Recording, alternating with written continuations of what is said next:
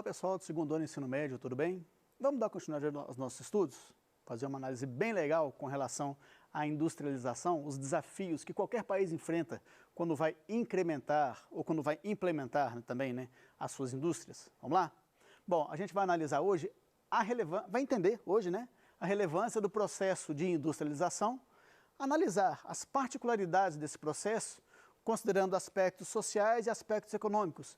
E vamos também hoje compreender os desafios aos quais esse processo, a industrialização, né, está sujeito. Bom, inicialmente, industrialização, processo no qual a indústria domina o sistema produtivo de uma região, tornando-o mais eficiente e gerando riquezas, ok? Bom, a gente, quando fala em industrialização, é impossível falar sem mencionar a Revolução Industrial, tá? Ela teve seu momento, né, mais relevante, assim, no final do século XVIII e início do século XIX, né, e teve como principal característica a dinamização da produção. Então, uma produção que antes era feita de modo quase artesanal, né, com o uso de poucos equipamentos, muita mão de obra, né, e processos produtivos menos eficientes, ele se torna, a partir da Revolução, algo mais dinâmico, tá? Como resultado, desenvolveu-se a questão do capitalismo industrial. O que é isso? É você, em termos gerais, né, bem resumidamente, você vincular a produção industrial na principal mola para se dinamizar as relações comerciais, para se dinamizar as relações econômicas de um determinado país ou de uma região, tá? Bom, como consequência também, você intensifica o processo de urbanização. Claro, você implanta uma indústria num determinado local, consequentemente você vai gerar um processo de urbanização naquele local. Você vai ter um aumento de residências, de prédios comerciais, dos setores de serviços, tudo vinculado àquela região que começou a ser industrializada ou teve a sua industrialização dinamizada, né, potencializada. Bom, o que vem a ser, pessoal, nesse aspecto, uma industrialização tardia? A gente verifica isso quando a gente analisa casos de países, os chamados países em desenvolvimento ou países emergentes, que iniciaram o seu processo de industrialização mais tarde, né? Claro, tardia, óbvio, mais tarde, né? A gente percebe isso com mais facilidade quando a gente compara a questão da Europa. Por tudo que a história apresenta para a gente percebe que na Europa tudo se deu de forma mais rápida e tudo foi iniciado na Europa. Tudo que eu digo com relação à urbanização, à modernização das relações econômicas, a dinamização das relações sociais e também ao processo de industrialização, né? Os europeus, historicamente, figuraram como os colonizadores, como aqueles desbravadores que levaram o progresso, né, a civilização para vários pontos do planeta. Então, se você tem a Europa como a pioneira no processo de industrialização, você, do outro lado da moeda, você tem aqueles países que foram ocupados por europeus, que foram colonizados, que sofreram a influência cultural, social e econômica dos europeus, como países onde o processo de industrialização aconteceu de forma mais tardia. Por que isso? Porque, entre outras coisas, porque para os europeus interessava ter aqueles países como centros coloniais, né? Então, não era interessante permitir que ali se desenvolvesse qualquer tipo de produção industrial. Porque um dos motivos que levaram a Europa a promover a colonização em várias regiões do planeta foi exatamente buscar fontes de matéria-prima, mercado consumidor e também mão de obra mais baratos para suas indústrias. Então, por isso, não interessava permitir que as suas colônias se industrializassem também. Assim sendo, países da América, África e Ásia experimentaram processos de industrialização depois, por exemplo, dos seus respectivos processos de independência, ok? Bom, essa industrialização tardia verifica-se em países que são eminentemente, principalmente, países exportadores do setor primário, então são produtos pouquíssimo processados ou mesmo produtos brutos, né, chamada matéria-prima mais bruta, né, são economias em desenvolvimento, né, normalmente essa industrialização tardia, ela acaba sendo impulsionada por uma crise. Vejam o caso do Brasil, por exemplo. A nossa produção de manufaturados, a nossa industrialização, ela se deveu a uma sequência de eventos no início do século XX que dificultaram o acesso do Brasil a produtos manufaturados de fora. Então, quando a possibilidade de importar manufaturados se reduziu, o Brasil foi forçado a implementar uma indústria de manufaturados para atender a demanda interna, ok? Bom, isso aí acaba gerando uma maior atração de investimentos, porque, por exemplo, no caso, de novo, caso do Brasil, nós não tínhamos recursos por conta própria, com recursos próprios, implementar uma industrialização que realmente atendesse às demandas da nossa sociedade. Então, foi necessário o estímulo ao capital estrangeiro. Então, atrair empresas que implantassem indústrias no Brasil e pudessem dar início à diversificação do nosso parque industrial. Ok, pessoal? Bom, com relação ao processo de modernização. Bom, qualquer indústria, quanto mais ela se moderniza, ela vai se tornar mais eficiente, tá? Ela vai se tornar mais dinâmica e mais competitiva. Vamos lembrar que nos dias atuais, né, o processo de globalização tem exigido isso das indústrias, né? Então, uma indústria cada vez mais mecanizada, né, cada vez menos poluente, por exemplo, né, que exige uma mão de obra cada vez mais capacitada. E aqui a gente faz uma pausinha para analisar o seguinte aspecto. Quanto mais moderna uma indústria, mais automatizada, mais tecnológica, menos mão de obra ela vai exigir, né? O que pode gerar talvez um cenário de desemprego estrutural, né? O que é isso? Você precisa de menos pessoas para trabalhar e, além disso, aquelas pessoas elas têm que estar cada vez mais capacitadas para essas atividades, tá? Bom, nesse aspecto de modernização industrial, você tem uma presença discreta do Estado, então pouca presença do Estado. Por quê? Dentro daquela questão do liberalismo e do neoliberalismo, né, você tem a presença de uma economia onde os próprios agentes da economia se organizam. Então, aquela economia mais dinâmica, ela mesma se autorregula, ela cria as próprias regras, né? E o Estado, ele atua mais como um agente fiscalizador, talvez, né? Regulador para verificar, para corrigir determinadas distorções, mas nessa situação, a presença do Estado ela está cada vez mais reduzida, tá? Isso Brasil, mundo afora, ok, pessoal? Maquinário tecnológico, já analisamos aqui, né? E investimentos, são necessários cada vez mais investimentos cada vez mais pesados, não só na produção, na fabricação desse maquinário, mas também na capacitação dos profissionais que vão atuar nessa indústria cada vez mais exigente. Ok, pessoal?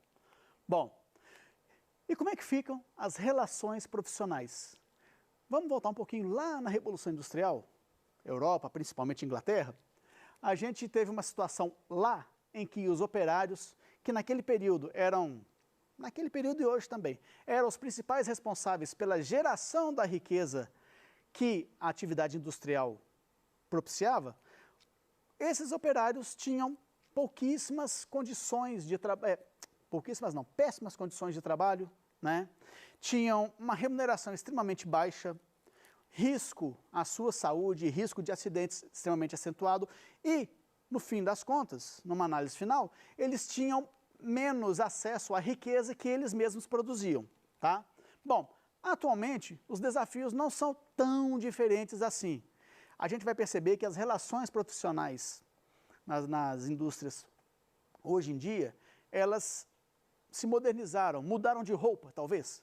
mas continuam bastante complexas. Observem, hoje em dia você tem que conciliar produtividade e remuneração, pelo menos é o desejável, tá? Conciliar produtividade e remuneração. Você tem que dar condições para que o grupo de pessoas que estão na linha de frente de uma indústria tenham condição de trabalhar de modo eficiente, produzir de modo mais eficiente ainda, e também que no final das contas eles tenham uma remuneração adequada para que eles também possam consumir. Vamos lembrar que o produtor, que o trabalhador, né, que o operário, ele também é consumidor. Então de nada adianta você ter uma produção extremamente eficiente se você vai ter um mercado consumidor que poderia ser maior, mas não é, exatamente por causa dessa remuneração baixa, né? Aumento no lucro, não na sua margem. O que significa isso aqui? Um dos elementos que compõem o lucro final de uma empresa é o custo de produção, né? E a remuneração, os custos que a empresa vai ter com os seus funcionários, também entra nessa conta, né? Então você vai ter que ter um aumento no lucro das empresas, não aumentando a margem de lucro, porque uma das maneiras de você aumentar a margem de lucro é você, por exemplo, reduzir a remuneração, reduzir a questão dos direitos do seu trabalhador, reduzir a assistência, por exemplo, assistência de saúde, né? Então você vai aumentar o lucro sem aumentar a margem de lucro. E como é que você aumenta o lucro? Produzindo cada vez mais, produzindo cada vez produtos mais eficientes, né? E que venham a ter uma aceitação maior no mercado. Essa maior aceitação no mercado, atualmente, pessoal, ela está ligada não só a aspectos práticos, né? Atualmente, é muito forte o movimento das pessoas se interessarem por produtos de empresas socialmente responsáveis, né? Dê uma pesquisada aí no seu buscador aí para analisar essa questão. Empresas socialmente responsáveis. Vocês vão entender muito bem o que eu estou falando, tá? Valorização do grupo de operários. O coração de uma empresa é o seu trabalhador. Essa lógica, ela está sendo bastante adotada atualmente, com mais intensidade ainda, né? Nesse sentido, por quê? O trabalhador valorizado, ele é um trabalhador satisfeito, ele é um trabalhador mais comprometido com a sua organização, e esse trabalhador, ele vai trabalhar de modo mais eficiente quase que espontaneamente, tá? Quando você tem um trabalhador que não se preocupa só em chegar lá, chegar todo dia, bater ponto, fazer a sua obrigação, bater ponto e ir embora, mas aquele trabalhador que se preocupa com o que ele está produzindo, com a qualidade, que, como eu falei antes, que veste realmente a camisa da empresa, isso é um material valioso demais para as organizações hoje em dia, tá? E tudo isso vai acabar resultando nessa maior eficiência produtiva, tá? Cada vez mais as indústrias que adotam essas práticas, têm um resultado final cada vez mais expressivo, cada vez mais atraente, ok, pessoal? Bom, responsabilidade ambiental. Lembra que eu falei de indústrias socialmente responsáveis? As indústrias ambientalmente responsáveis também estão, vamos dizer assim, um passo à frente em comparação com as demais. Quais seriam as preocupações dessa responsabilidade ambiental? Indústrias menos poluentes, tá? Preservar o meio ambiente, ou se o meio ambiente for degradado em resultado da sua atividade, recompor esse meio ambiente, né? Reestruturar, principalmente, por exemplo, as empresas mineradoras, que necessariamente têm que degradar o meio ambiente para a sua atividade, porém, devem também se preocupar em recompor, tipo, estragou, conserta, né? E estimular investimentos, né? Quanto mais um parque industrial é eficiente, naturalmente, ele atrai mais investimentos. E aí é um jogo de ganha-ganha. Ganha o país, ganha quem está investindo, ganha o trabalhador, ganha a sociedade. Ok, pessoal? Bem, responsabilidade social. Vamos lembrar que uma indústria, ela não é responsável só, por exemplo, pelos seus colaboradores. Existe toda uma sociedade que se movimenta, que se reestrutura em virtude da indústria que ali está instalada, ok? Então, toda indústria, pelo menos aquela que quer estar passos à frente na concorrência, ela deve desenvolver comunidades, ou seja, contribuir para o desenvolvimento de uma comunidade. A gente sabe que a responsabilidade maior no desenvolvimento, por exemplo, de um bairro é do poder público, juntamente com as pessoas que ali vivem. Contudo, uma indústria, ela sendo socialmente responsável, ela pode contribuir nesse aspecto, tá? Geração de emprego, óbvio, né? Não só empregos diretos, mas também empregos indiretos. Nós temos em Betim, Minas Gerais, uma montadora de automóveis que, além dos empregos diretos dentro da montadora, ela gera empregos indiretamente falando, quando a gente analisa os ramos profissionais que se desenvolvem em torno ou em função daquela montadora ali presente, tá? Programas sociais, né? Como, por exemplo, programas sociais de, como eu falei, de reestruturação ambiental, né? De preservação ambiental. Programas sociais, por exemplo, estimulando o primeiro emprego dos jovens, né? A questão dos menores aprendizes, né? Tudo isso entra nessa questão de se valorizar a responsabilidade ambiental de uma empresa. Bom, a gente tem, de uma indústria, né? Empresa, indústria, olha lá. A gente tem que entender que a revolução, aquela revolução industrial, ela se tornou uma revolução permanente. A revolução industrial ainda não acabou, né? Principalmente quando a gente analisa o desenvolvimento das indústrias de biotecnologia, né? E essa revolução permanente, ela passa por um binômio, né? Capacitação e educação. O trabalhador que vai atuar numa indústria cada vez mais moderna, ele tem que estar cada vez mais preparado. Então, a educação é extremamente importante. Mais uma busquinha que eu estou sugerindo para vocês. Analisem aí, vai no buscador, na internet, Indústria 4.0. Vocês vão perceber o quanto esse fenômeno está presente, está cada vez dinâmico e a sua relevância é cada vez maior, ok? Bom, pessoal, vamos queimar os neurôniozinhos aí, vamos lá. Uma revolução industrial é caracterizada por mudanças abruptas e radicais, motivadas pela incorporação de tecnologias, tendo desdobramentos nos âmbitos econômico, social e político.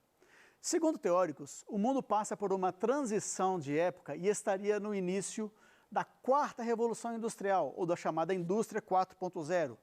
Nosso último slide falou sobre isso, né? O desenvolvimento e a incorporação de inovações tecnológicas vão mudar radicalmente o mundo como o conhecemos e moldar a indústria dos próximos anos. Observando os acontecimentos, analisa as afirmativas a seguir sobre a Revolução Industrial. A Indústria 4.0 não se define por cada uma das tecnologias isoladamente, mas pela convergência e sinergia entre elas. Então, são várias tecnologias conjugadas e harmonizadas para dinamizar essa Indústria 4.0. As três revoluções industriais tiveram início nos países subdesenvolvidos, né? Está ocorrendo uma conexão entre o mundo digital, o mundo físico, que são as coisas, e o mundo biológico, que somos nós. A segunda revolução aconteceu na Inglaterra, tendo como principais inovações a eletricidade e seu emprego. A segunda revolução industrial, ok? E a primeira revolução aconteceu movida por tecnologias mecânicas, como máquinas a vapor e as ferrovias. Diante dessas 5 afirmativas, as corretas são essas 3. 1, 3 e 5. Ok, pessoal? Bom, na nossa aula, a gente conseguiu perceber que a industrialização, além de um processo irreversível, é também dinâmica, né?